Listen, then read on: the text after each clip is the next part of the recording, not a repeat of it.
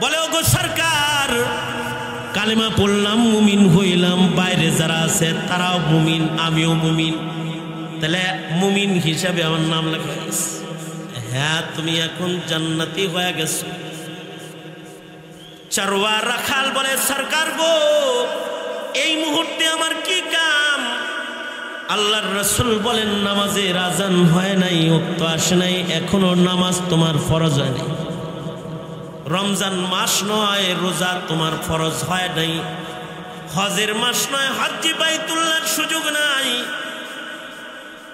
সাহেবে মাল হিসেবে নিসাবের মুদ্দাত তোমার পার হয় নাই। সাদাকা যাকাত তোমার আসে নাই। الصلاة تنهى عن الفحشاء والمنكر ولذكر الله أكبر والله يعلم ما تصنعون. وقال النبي صلى الله عليه وسلم من صام ستا من شوال كان كصيام الدهر أو كما قال عليه الصلاة والسلام. اللهم صل على محمد وعلى آل محمد كما صليت على إبراهيم وعلى آل إبراهيم إنك حميد مجيد. اللهم بارك على محمد وعلى آل محمد كما باركت على إبراهيم وعلى آل إبراهيم إنك حميد مجيد. الحمد لله. الإحسان ইসলামী সমাজ কল্যাণ এর উদ্যোগে আয়োজিত মহতি 11তম বার্ষিক ইসলামী মহাসম্মেলনের মোহতারাম সদর, মোহতারাম সভাপতি, উপস্থিত হযরত, বুজুর্গ, উলামায়ে কেরাম, সম্মুখপানে সমবেত দিন প্রিয়, ইসলাম প্রিয়, দিনদার, ইমানদার, মুমিন মুসলমান ভাইয়েরা, পর্দার আড়াল থেকে আলোচনায় শামিল মা বোনেরা, বিশ্বজগতের মালিক, বিশ্ব প্রতিপালকের বিশ্ব দরবারে কালিমাতুশ শুকর যে মহান রব্বুল আলামিন দয়া করে, মায়া করে, ভালোবেসে, রহমতি বরকতি জান্নাতের টুকরা বাগানে উম্মতের ওলামাদের সোহবতে আমাদেরকে আল্লাহ তাআলা মাহফিলে আসার, মাহফিলের সদস্য হওয়ার তৌফিক দান করেছেন। এই জন্য কালিমাতুশ শুকর পড়ি, শুকরিয়া আদায় করি, জবান ছেড়ে মুহাব্বতে, ভক্তি ভরে, সমস্বরে আওয়াজ করে সকলে বলুন আলহামদুলিল্লাহ। লম্বা সময় ব্যাপী রোজার আমল হয়েছে মাস ব্যাপী। রমাদানুল মুবারকের বরকতি মাস, ইবাদতের মাস হিসেবে মুসলমানরা ইবাদত বন্দিগিতে নিজের গুরুত্বপূর্ণ সময়গুলো যেগুলো ইবাদতে কাটছে সেইগুলো এখন কিন্তু পরিবর্তন হয়ে, শিডিউল পরিবর্তন হয়ে দুনিয়ার কাজে এখন ব্যস্ত হয়েছে। মানব জীবনে দুই ধরনের কাজ হয়। এক ধরনের কাজ যার দ্বারা আল্লাহ তাআলা খুশি হয়, যে কাজগুলোকে আমলে সালেহ বলে। আর এক ধরনের কাজ আছে যে কাজের দ্বারা শয়তান খুশি হয়, মাসিয়াতের কাজ, গুনাহের কাজ। রমজান মাস ব্যাপী তো ইবাদত, যেগুলো আল্লাহ খুশি হয় সেগুলো করা হয়েছে বেশি। রোজার হালতে দিন কাটাইছি, রাতের বেলায় তারাবিহের নামাজ, কিয়ামুল লাইল এগুলো হয়েছে। লম্বা করে কোরআনে কারীমের তিলাওয়াত শোনা, নামাজে অথবা অবসরে বসে বসে তিলাওয়াতুল কোরআনের আমল হয়েছে। জিক্র আজকার খুব বেশি হয়েছে। শয়তান বন্দী ছিল তো, ইবাদতের ভিতরে একটা লজ্জত, মজাও সবাই পাইছে। যারা ইবাদত নিয়মিত করে নাই তারাও রোজার মাসে নিয়মিত আবেদ হয়ে গেছে, কারণ শয়তান দুশ্মন জেলখানায় বন্দী ছিল। ধোঁকা দেয় নাই, দিতে পারে নাই, ইবাদত বেশি হয়েছে। নফস শয়তানের ধোঁকায় কিছু পাপাচার জারি থাকলেও ইবলিস শয়তানের ফেরেব থেকে মুক্তির একটা ঘোষণা রমজানে আছে। এ কারণে রোজার মাসে ইবাদত বন্দি খুব বেশি হয়েছে। ঈমান তো তরুতাজা, রোজার মাসে একটু বেশি তরুতাজা থাকে, কারণ তিলাওয়াত বেশি শুনে, ইবাদত বেশি করে, এই সমস্ত কারণে ইমানি হালতটা সবল। কিন্তু শাওয়ালের চাঁদ ওঠার পরে ঈদ উল ফিতরের মাধ্যমে যাদের ইবাদত বন্ধ হয়ে গেছে, যারা ইবাদত করা বাদ দিছে, এখন তারাবির নামাজ পড়তো আর এখন ফরজ নামাজ পড়েন, আছে না? যদি কেউ এমন হয়ে যে থাকে যে ফজরের নামাজ আগে ওইটা তারপরে ঘুমাইতো, আর এখন তার ফজর ঘুমে যায়, অথবা 5 বেলা মসজিদে তাকবীরে উলার পাবন্দি করেছে, কিন্তু এখন তার ইবাদতের কোনো চাহাত কিছুই নাই, এখন আবার যেই সেই হয়ে গেছে।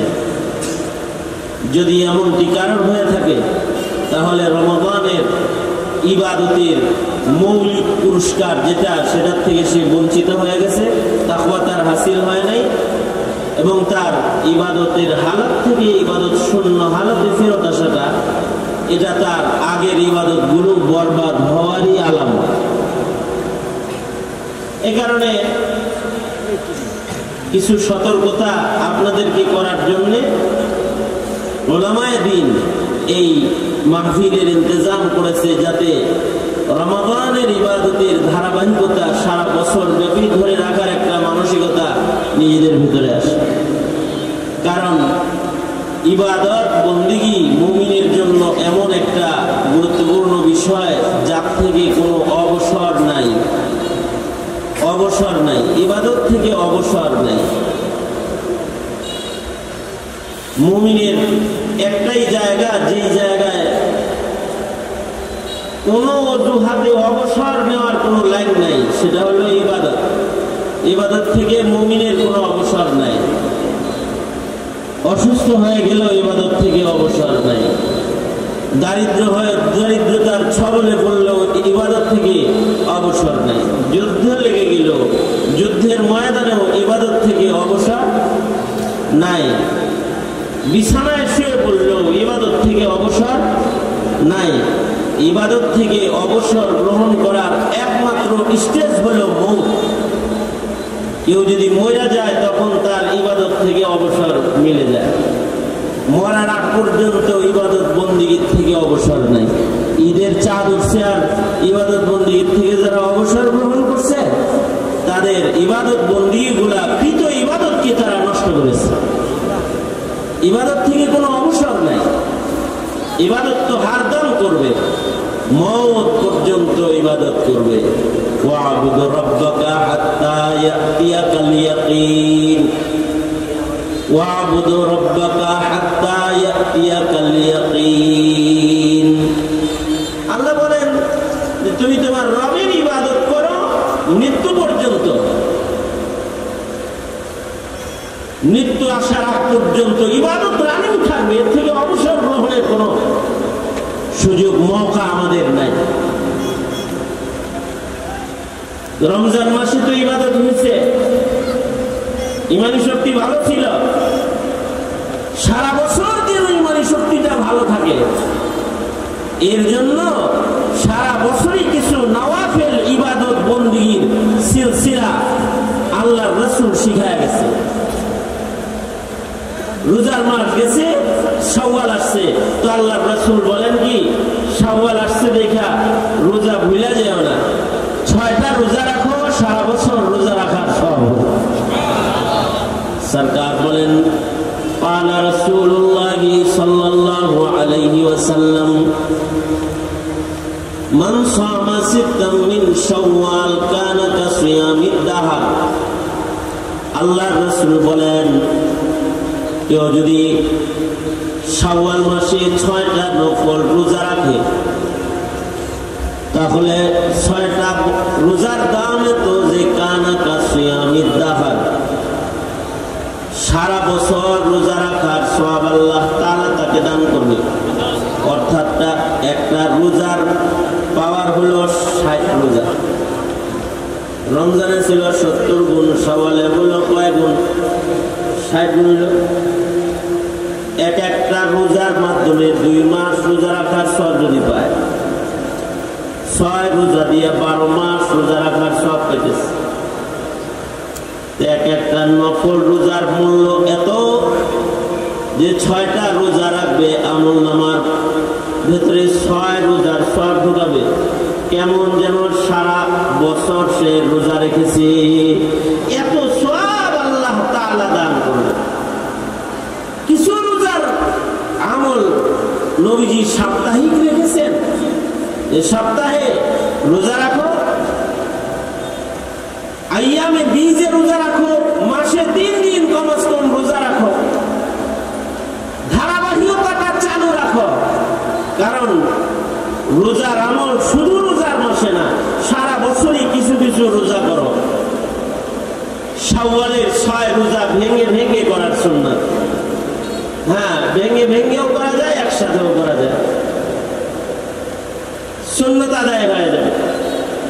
যদি আজকে 2 দিন রাখলো লাগাতার, আবার একদিন বাদ দিল, আরাম করলো একটু, আবার রাখলো, হয়ে যাবে। আবার জিলহজ মাসের চাঁদ উঠেছে, তো নবীজির একটা সুন্নাত আমল আছে, ঈদের চাঁদ উঠা পর্যন্ত লাগাতার আবার 10 দিন নফল রোজা করবে। লাগাতার 30 দিন যেমন ফরজ রোজা আছে, লাগাতার ঈদের চাঁদ থেকে শুরু করে একেবারে 1 তারিখ থেকে শুরু করে 10 তারিখ পর্যন্ত লাগাতার 9 রোজা। এটা একটা মুবারক সুন্নতের আমল, আল্লাহর রাসূল লেগে গেছেন। শাওয়ালের সুন্নতটা রোজার সাথে যুক্ত থাকার কারণে আমল করা হইল, জিলহজের সুন্নতের উপরে আমল করা হয় না। জিলহজ মাসের রোজা আমি ওই লম্বা সময় চেষ্টা করছি 9 দিন রাখার, নফল দিদার চাই, তাহলে রিয়া মুক্ত নিয়ে কেমন লাগবে? فمن كان يرجو لقاء ربه فليعمل عملا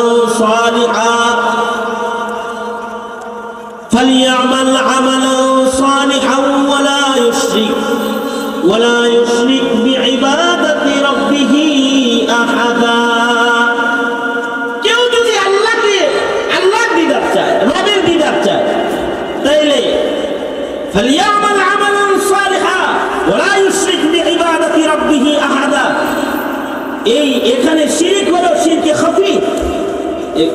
কোন নেক আমল দিয়া রিয়া, লোক দেখানি, মানুষের জন্য কোন নেক আমল করবে না, মানুষের জন্য কোন নেক আমল করবে না।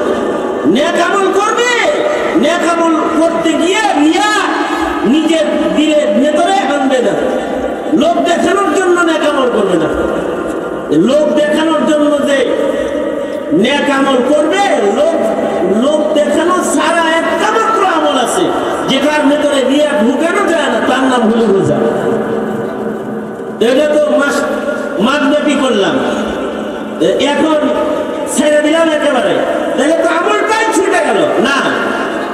সপ্তাহে রোজা রাখা, আইয়ামে বীজে রোজা রাখা, সুন্নত যে সকল রোজাগুলো আমাদের সামনে মাসে এসে যায়, মুহররমের রোজা আছে, এগুলোকে রাখতে থাকা। রাখলে কি লাভ হবে? ওই যে তাকওয়ার লাভ এই রোজার মাধ্যমেও আল্লাহ তাআলা দান করবে। আমাদের সাহাবায়ে কেরাম রাদিয়াল্লাহু আলাইহিম আজমাইনদের ভেতরে এমনও মানুষ ছিল যারা সারা বছর ইহতিমামের সাথে রোজা রাখছে। যেমন আব্দুল্লাহ ইবনে আমর ইবনুল আস রাদিয়াল্লাহু আনহু, নবীজির এক আশ্চর্য সাহাবী। এই সাহাবী নবীজির কাছে ইজাজত লইয়া ডেইলি রোজা রাখার অনুমতি চাইছে, যে আমি সারা বছর 12 মাস রোজা রাখার অনুমতি চাই। কারণ সাহাবীরা তো আমলের লাইনে অগ্রসর ছিলেন বেশি, আমলের লাইনে ওনারা আগানো ছিলেন। ওনারা নেক আমল বেশি করার জন্য ইজাজত চাইতেন আল্লাহর রাসূলের কাছে। কোন সাহাবী তো যায় বলছে, আল্লাহর নবী আমি খাসি হয়ে যাই, জীবনে বিয়ে করতাম না, খালি ইবাদত করব। কোন সাহাবী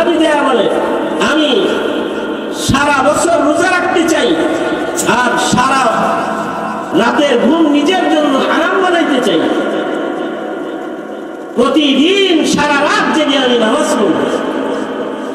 কেউ যে বলে ও আল্লাহর নবী, আমি নিজের পুরুষত্বকে নষ্ট করে ফেলতে চাই, পুরুষত্বকে নষ্ট করতে চাই, ফাঁসি হয়ে দিতে চাই, যেন কোনো নারীর লোক কখনো দিলে না। এই যে সাহাবীদের এই আবদারগুলা আল্লাহর রাসূল তো সবাইকে ধমকি দিয়েছেন, হ্যাঁ যাও, দেহের হক আছে, হক আদায় করো, বিবির হক আছে, হক আদায় করো। অর্থাৎ বিয়ে করবা, বিয়ে আমার সুন্নাত, সুন্নতের আমল করলে আমার সাথে জান্নাতে থাকবে।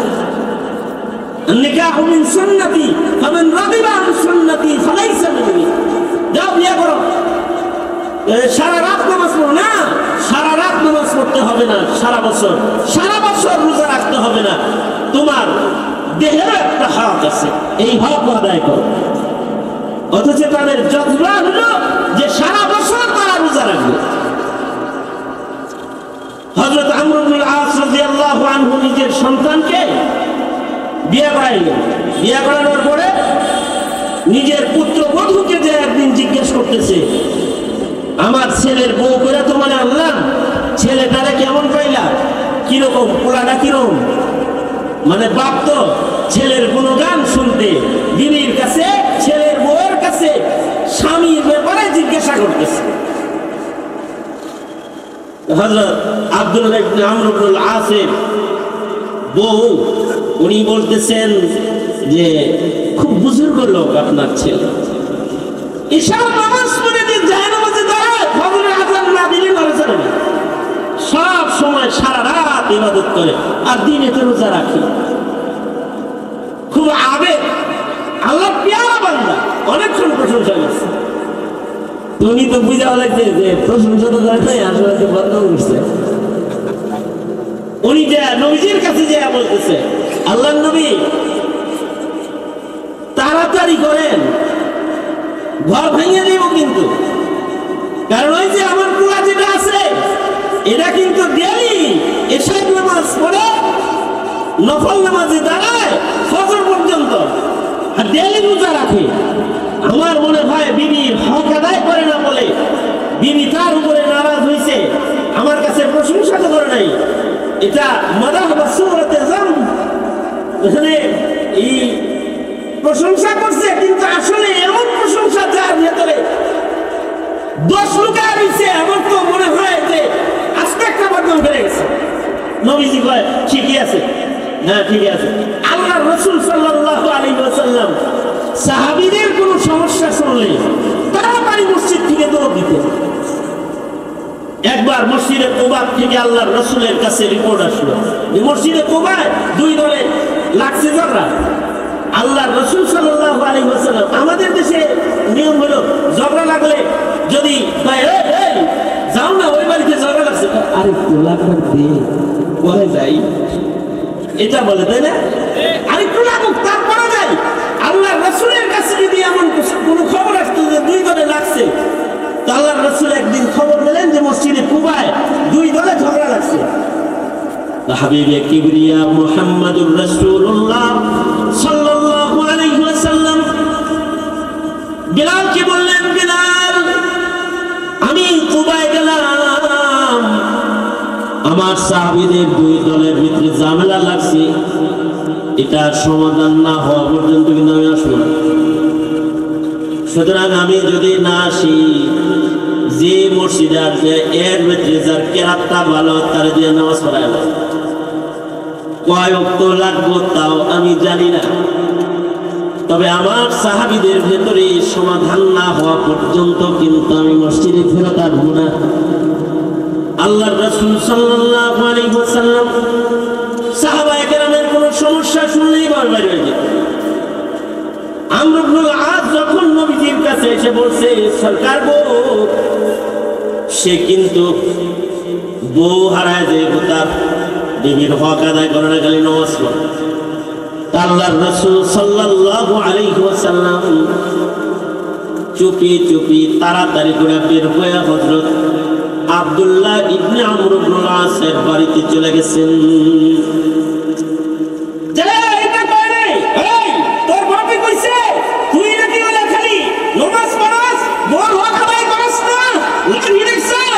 এটা বলে নাই, কিন্তু যারা বলতেছেন কি এই ইবাদত বন্দী করো তো ঠিক মতো।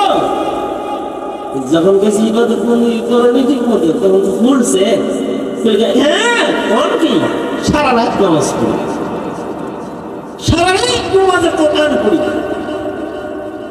দেখি আল্লাহর রাসূল সাল্লাল্লাহু আলাইহি ওয়াসাল্লাম বললেন কয় পারা পড়ো? প্রায় খতম করার চেষ্টা করি, ডেলি রাত্রে খতম শেষ করার লেগে চেষ্টা করি।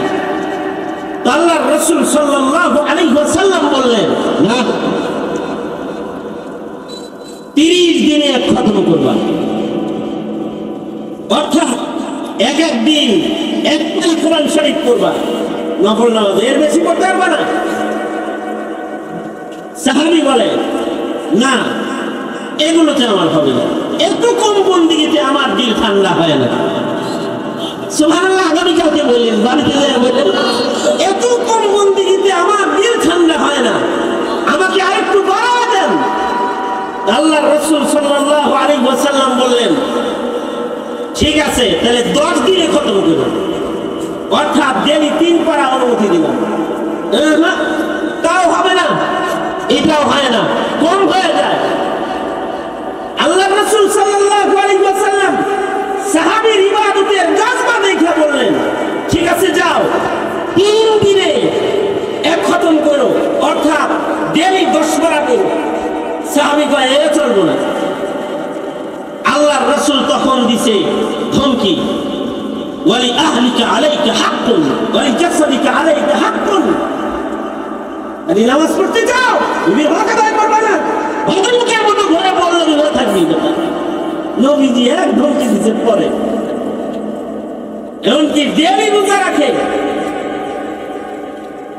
আল্লাহর রাসূল সাল্লাল্লাহু আলাইহি ওয়াসাল্লাম বললেন আব্দুল্লাহ প্রতিদিন রোজা রাখার দরকার নাই, সওমে দাউদি আমল করো, অর্থাৎ একদিন রোজা রাখবা, একদিন ইফতার করবা। আব্দুল্লাহ ইবনে আমর ইবনুল আস বলে সরকার না, আমি শক্তিশালী পাহলওয়ান মানুষ, আমি রোজা আমার দেহে মানাই, কারণ আমি বড় পাহলওয়ান। তিলাওয়াত কমাইছেন, বললোকে শোয়াইছেন, নফল নামাজ কমাইছেন, রোজাটা কমাইন না। কম আজ কম প্রতিদিন আমাকে রোজা রাখার অনুমতি দান করেন। বদরুদ্দিন আইনি বলে সরকার অনুমতি দিয়ে দিছে, আল্লাহর রাসূল অনুমতি দিয়ে দিছেন। ৭৯ বছর বয়স হয়ে গেছে, তখনও পর্যন্ত প্রতিদিন তিনি রোজা রাখতেন। বৃদ্ধ বয়সে ডাক্তার এসে বললেন আমর ইবনুল আস, আব্দুল্লাহ ইবনে আমর ইবনুল আস কে বলে বুড়া হয়ে গেছেন, এখন ডেলি রোজা রাখার দরকার নাই। উনি বললেন নবীর কাছ থেকে যে প্রেসক্রিপশনটা পাস করায় তারপরে আমল শুরু করছে। আল্লাহর রাসূলের কাছ থেকে ইজাজত লইয়া আমি নফল রোজার আমল শুরু করছি, এটা নবীর কাছ থেকে পাস করানো। জান যাইতে পারে, নবীর সিগনেচারের দস্তখত আছে, অনুমতির দস্তখত আমার আছে, আমল আমি ছাড়তে পারি না।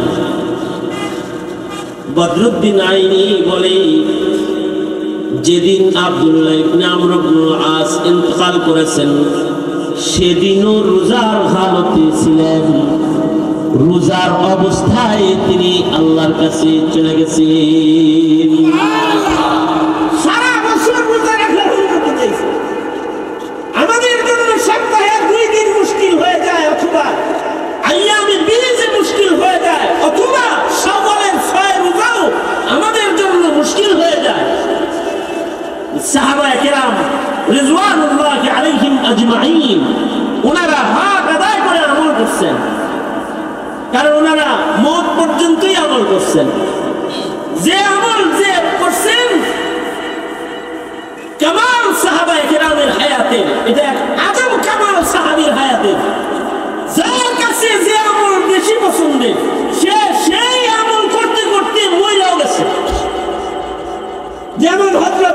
উসমান রাদিয়াল্লাহু আনহু ওনার পছন্দনীয় তিন আমলের ভেতরে, তিন জিনিসের ভেতরে হযরত উসমানের একটা পছন্দ হলো তিলাওয়াতুল কুরআন। এটা ওনার পছন্দের তিন জিনিসের এক জিনিস, তিলাওয়াতুল কুরআন। এটা হযরত উসমানের পছন্দনীয় জিনিস। এত পছন্দনীয় হযরত উসমানের কাছে তিলাওয়াতুল কুরআন। হযরত উসমান 2 রাকাত নামাজে অহরহ কোরআনে কারীমকে খতম করতেন।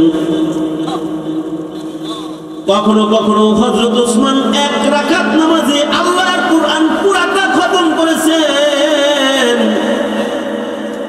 যারা 1 রাকাত নামাজে কোরআন খতম করেছেন তাদের ভেতরে, সাহাবীদের ভেতরে হযরত উসমান ইবনে আফফান 1 রাকাত নামাজে আল্লাহর কোরআন খতম করেছেন।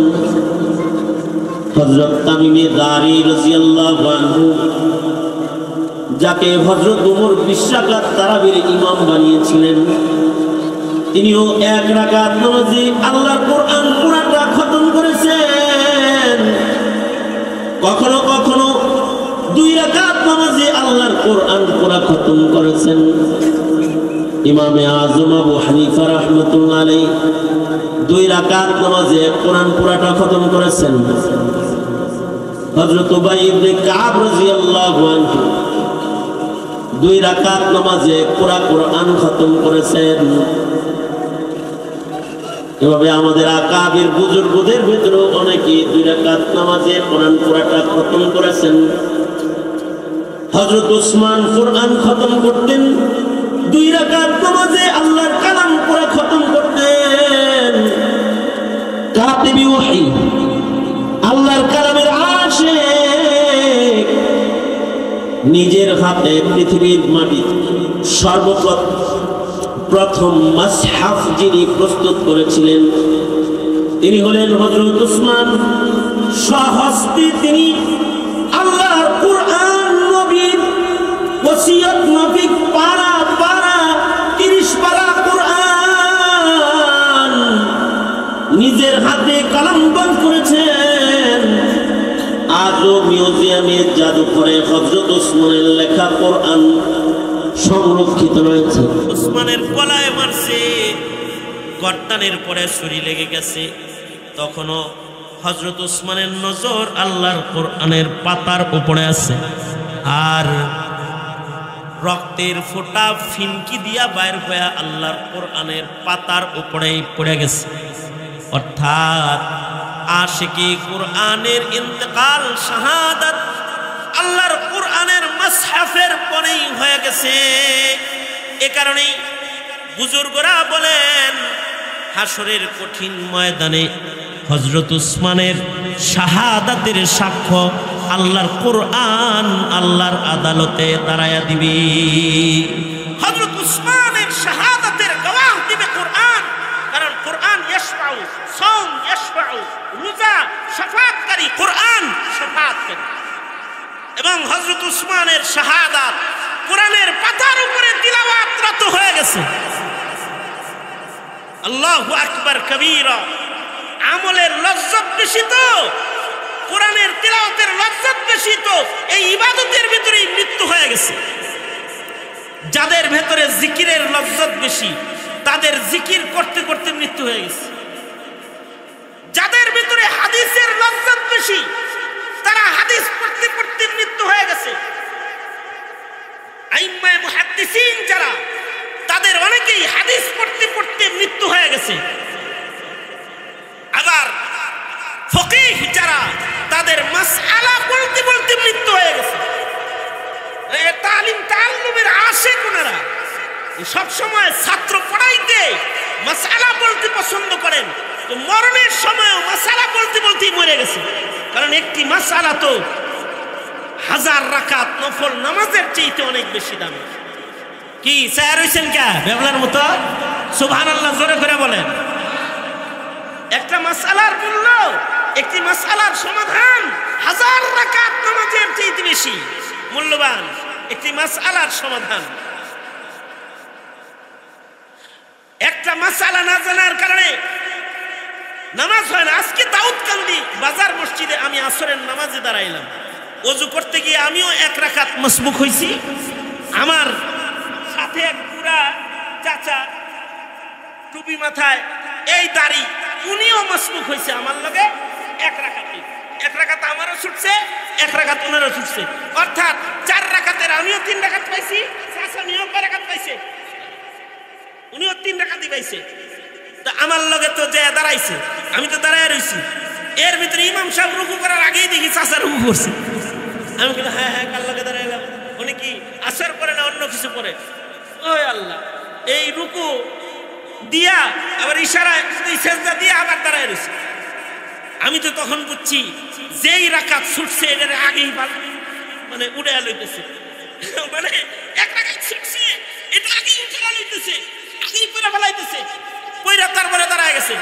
সাথে সাথে আমার সাথে বাকি 3 রাকাতে বললো, কিন্তু আমার বদকিসমতি যে এই মাসালার জন্য আমি তাকে ধরতেও পারলাম না, সে বেরিয়ে সালাম ফিরায় তো গেছে গা, ততক্ষণে তো আমি আর 1 রাকাত বাকি আছে, পড়তে পড়তে তাকায় তো গায়ে দেখি চাচা আর নাই।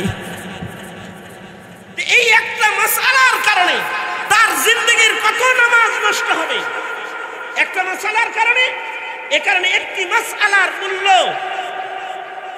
1000 রাকাত নামাজের চাইতে বেশি দামি। এই কারণে একটা মৌলবীর মূল্য গোটা এলাকার সাধারণের চাইতে অনেক বেশি দামি।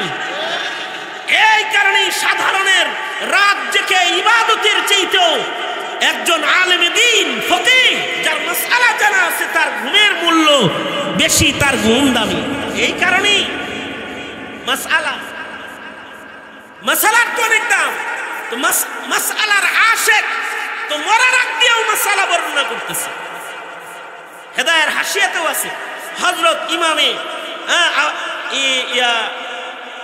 আবু ইউসুফ রহমতুল্লাহি আলাইহি উনি মৃত্যুর আগ দিয়েও মাসআলা বলতে বলতে মরে গেছে।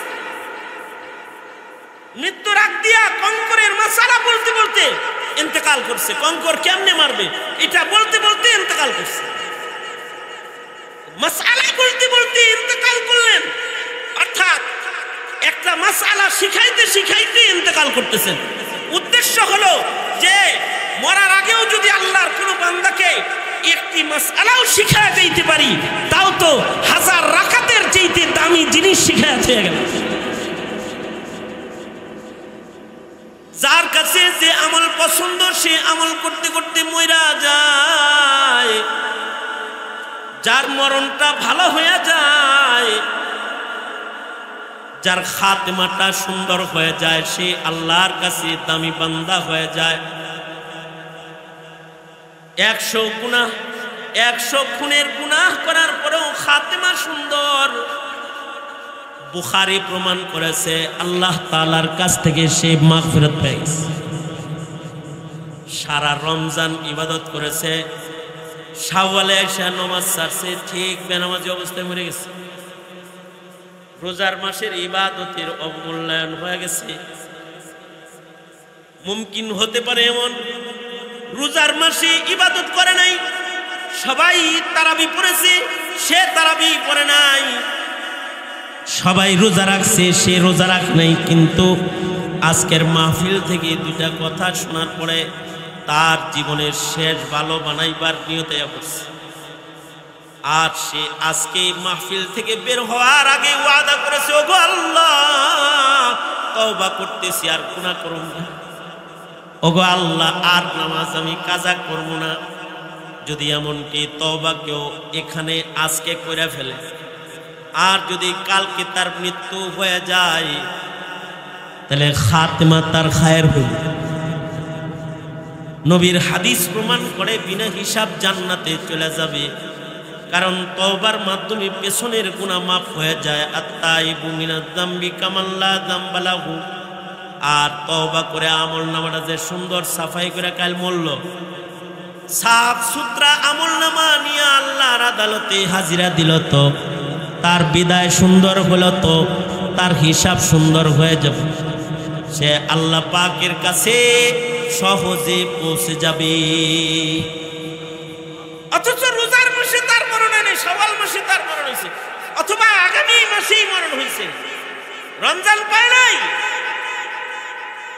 রমজানের কাছাকাছি সময়েই মারা গেছে, কিন্তু ওইটার হিসাব না কোন সময়ে মারা গেছে, এইটার হিসাব যে কি হালাতে মারা গেছে, কি শিরিক করতে করতে মারা গেছে না সেজদা দিয়ে মারা গেছে, কি এমন খাইতে খাইতে মারা গেছে না রোজার হালতে মারা গেছে, হ্যাঁ নাস্তিক মুরতাদের সাথে মারা গেছে নাকি মুজাহিদের দলে গিয়ে মারা গেছে, হিসাবটা হলো এমন।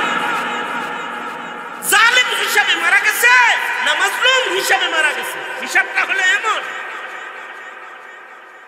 খায়বারের যুদ্ধে আল্লাহর রাসূল সাল্লাল্লাহু আলাইহি ওয়াসাল্লামের কাছে এক রাখাল, চারওয়া রাখাল আসছে, আয়েশা বলে আল্লাহর নবী, ওগো আল্লাহর নবী, আমি যদি কালেমা পড়ি আমার লাভ কি? যুদ্ধ হইতেছে, যুদ্ধের জন্য সাহাবীদের কাতার হইতেছে, আল্লাহর রাসূল ওখানে আছে, মাঠে ছাগল চড়ায় তামাশা দেখে আয়েশা সাহাবীকে জিজ্ঞেস করে, এই এখানে কি হয়? এই যুদ্ধে আইছি আমরা। কার লগে আইছো? জানো কার লগে আসছি? সাইয়্যিদুল মুরসালিন রাহমাতুল লিল আলামিনের সাথে আসছি। কই সাইয়্যিদুল মুরসালিন কোথায়? এই তাঁবুর ভিতরে আছে। দেখা করুন যাইবো, দেখা করুন যাইবো, আমি রাখালের লগে দেখা করবো, করবো না মানে যাও না, ওই কাপড়টা সরায় খালি ঢুকে পড়ো, দেখা করো। রাখাল গেছে, আল্লাহর রাসূলের চেহারা এক নজর দেখা প্রেমে পড়ে গেছে। নবীর চেহারা তো নবীর চেহারাই, নবীজির চেহারা দেখা প্রেমে পড়ে গেছে। আল্লাহর রাসূলের চেহারা বরাবর দাঁড়ায় বলে, ওগো সরকার, আমি যদি এখন কালেমা পড়ি আমার কি লাভ? আল্লাহর রাসূল বলেন, তুমি যদি এখন কালেমা পড়ো তাহলে তুমি মুমিন হিসেবে আমার বরাবর হয়ে যাবে। আমিও মুমিন, তুমিও মুমিন, আমি তোমার গলায় গলা লাগাবো। হায় হায়, আমার মতো একটা রাখালের লগে আপনি গলায় গলা লাগাইবেন? হ্যাঁ, কারণ তুমিও মুমিন, আমিও মুমিন, তোমার গলায় আমি গলা লাগাবো।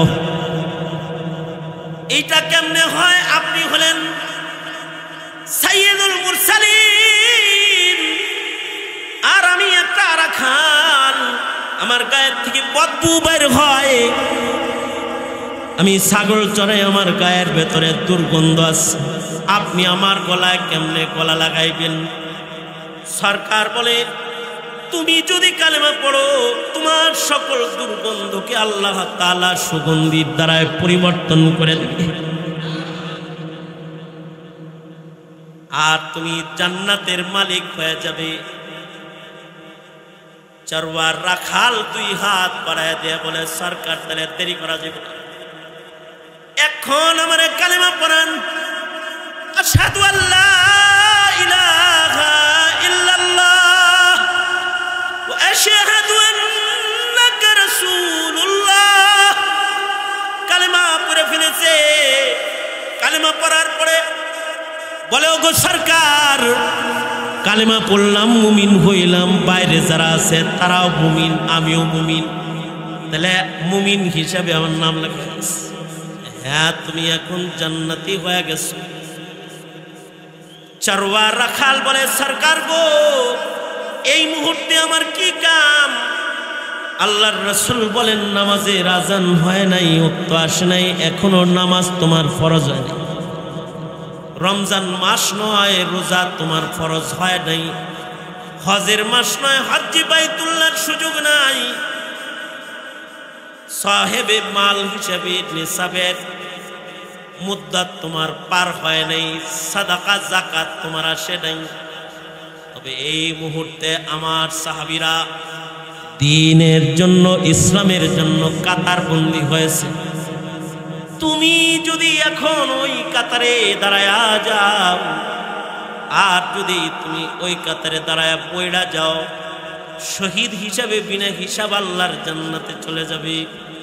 আর যদি তোমার যুদ্ধের ময়দান থেকে ফেরত গাজী হিসাবে হয়ে যায়, তো নির্বাচিত মানুষের দপ্তরে তোমার নামটা উঠে যাবে।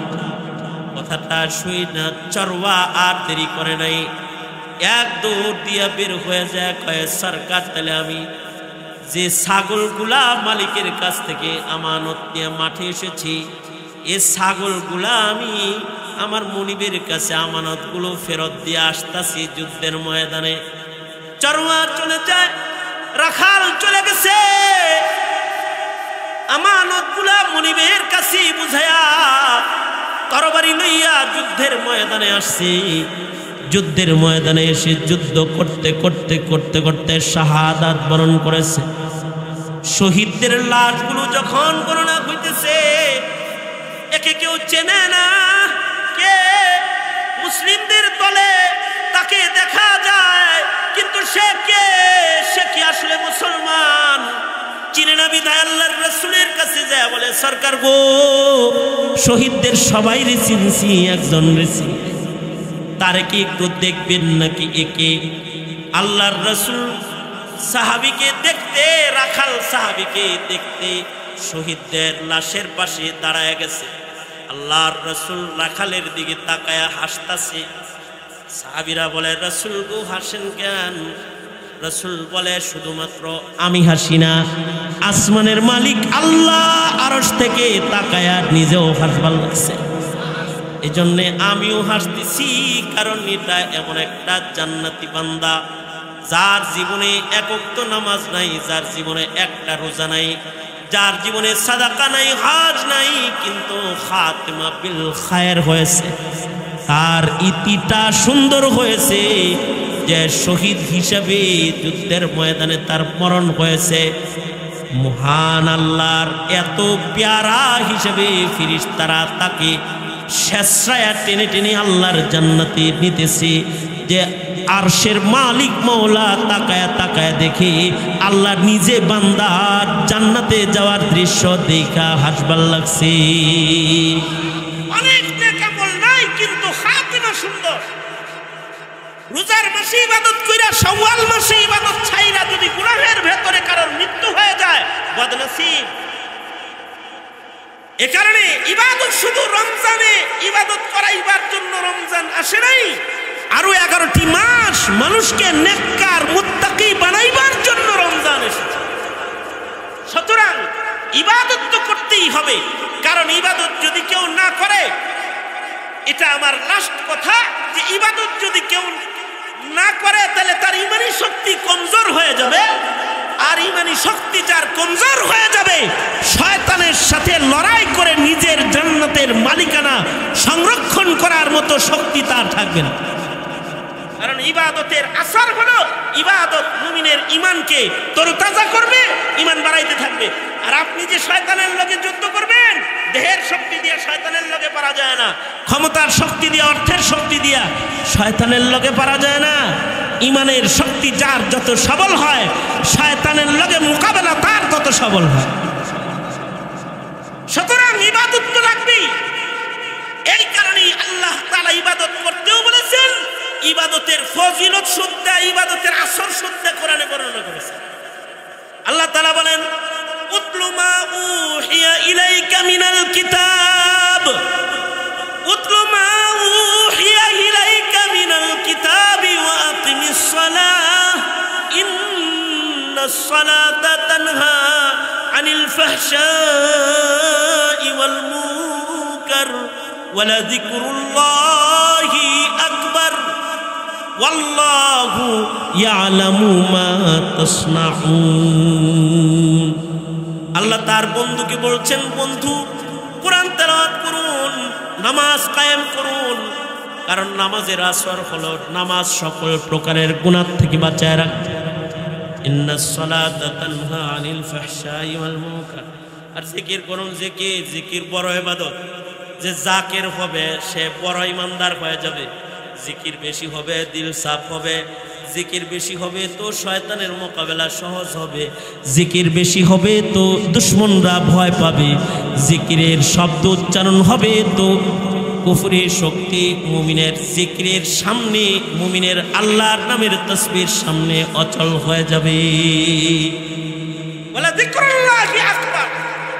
আল্লাহর নামের জিকির অনেক বড় ইবাদত। এই কারণে আমাদের মুখে যখন নারে তাকবীর আল্লাহু আকবার উচ্চারিত হয়, তখন কাফেররা ভয় পায়, কারণ জিকিরের ভেতরে রব আছে, ভীতি আছে, ভয় আছে। বলেছেন, আবার তাকরার করে কথাটা আপনাদের কানে পৌঁছায় দিয়ে আলোচনা ইতিটা নিয়ে আল্লাহর রাসূল শুয়ে আছেন। আল্লাহর রাসূল সাল্লাল্লাহু আলাইহি ওয়াসাল্লামকে হত্যা করার জন্য একজন নিরিবিলি গাছতলায় ঘুমন্ত পয়গম্বরের গর্দান বরাবর দাঁড়ায় গেছে। দাঁড়ায়া আল্লাহর রাসূলকে বলতেছে, এই মুহাম্মদ সাল্লাল্লাহু আলাইহি ওয়াসাল্লাম, আজকে তো জায়গা মতো সুযোগ মতো পাওয়া গেছি, তুমি আর আমি কেউ নাই, তুমি খালি হাত, আমার হাতে অস্ত্র আছে, এখন গলাটা কাটমু, কে বাঁচাবে তোমাকে? আল্লাহর রাসূলকে জিজ্ঞাসা করে, মাইয়ামনি এমনি ওকা মিন্নি, তোমাকে আজকে এখান থেকে কে রক্ষা করবে? আল্লাহর রাসূল সাল্লাল্লাহু আলাইহি ওয়াসাল্লামের মুখে জিকিরের শব্দ উচ্চারিত হলো। আল্লাহর রাসূল সাল্লাল্লাহু আলাইহি ওয়াসাল্লামকে তরবারি দেখায় যখন বলতেছে, মাইয়ামনি ওকা মিন্নি, কে বাঁচাইবো আমার হাত থেকে আজ তোমাকে?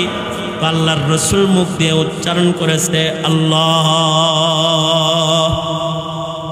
যখনই আল্লাহ শব্দ উচ্চারণ করেছে, ইহুদের শরীরে কম্পন এসে গেছে, হাতের তরবারি খুললাম মাটিতে পড়ে গেছে। আল্লাহর রাসূল সাল্লাল্লাহু আলাইহি ওয়াসাল্লাম তরবারিটা হাতে নিয়ে বলে, তোমারে কেডা বাঁচাইবো এখন? একটু আগে তোমার হাতে অস্ত্র ছিল, আমি খালি হাতে, এখন আমার হাতে তরবারি, তোমার হাতে কিছু নাই, কে বাঁচাইবো তোমাকে? ইহুদি কয়, আপনি বাঁচাইবেন, আপনি বাঁচাইবেন। আল্লাহর রাসূল বলেন, যাও, তোমারে মাফ করে দিলাম। ইহুদি বলে, আমি কালেমা পড়া মুসলমান হয়ে গেলাম। মুহতারাম হাজিরিন, জিকিরের পাওয়ার আছে, জিকির করবেন। উজানির মানুষদেরকে আমি এসে বলা যে জিকির করবেন, বেআদবি। তো জিকির করবেন, মোবাইল টিপি কম করবেন, জিকিরটা একটু বেশি করবেন, ঠিক আছে না? এই কলিং কথাবার্তা, ফ্রি টাইম কম কাটায়া, টক টাইম কামে বেশি না লাগায়া, জরুরি কথোপকথন মোবাইলে সাইরা বাকি টাইম জিকির করবেন ইনশাআল্লাহ। ইনশাআল্লাহ তো জিকির করবেন তো ঈমান বাড়বে, জিকির করবেন তো দুশমন ভয় পাবে, করবেন তো ইনশাআল্লাহ। রমজানের বাকি 11টি মাস ইবাদত করার স্বার্থে তিলাওয়াতুল কোরআন, নামাজ, রোজা এবং জিক্র আজকারের পাবন্দি করব ইনশাআল্লাহ। কারা কারা ওয়াদা করেন? যদি পাবন্দি করতে পারেন ইবাদতের, তাহলে ফিলিস্তিনে যাইতে পারবেন, বিজয় অর্জন করতে পারবেন, ইসলামের পতাকাকে উঠাইতে পারবেন। আর যদি ইবাদত ছেড়ে দিয়ে চিল্লাপাল্লা করেন, তো পিকনিক খায়া মরে যাবেন ইনশাআল্লাহ। আবেদ হবেন ইনশাআল্লাহ, বলেন ইনশাআল্লাহ। আল্লাহ কবুল করেন, বলেন ইয়া আল্লাহ। জোরে চিৎকার করে বলেন ইয়া আল্লাহ। ওয়াদা করিতেছি আর কোনোদিন নামাজ কাজা করব না, আর কোনোদিন নামাজ কাজা করব না। ইয়া আল্লাহ তৌফিক দান করেন। মিথ্যা কথা বলবো না, গীবত করব না, ব্যাপারটা চলবো না, হারাম খাইব না, কোরআন পড়ব, জিকির করব, দরুদ পড়ব, ইনশাআল্লাহ নফল রোজা করব।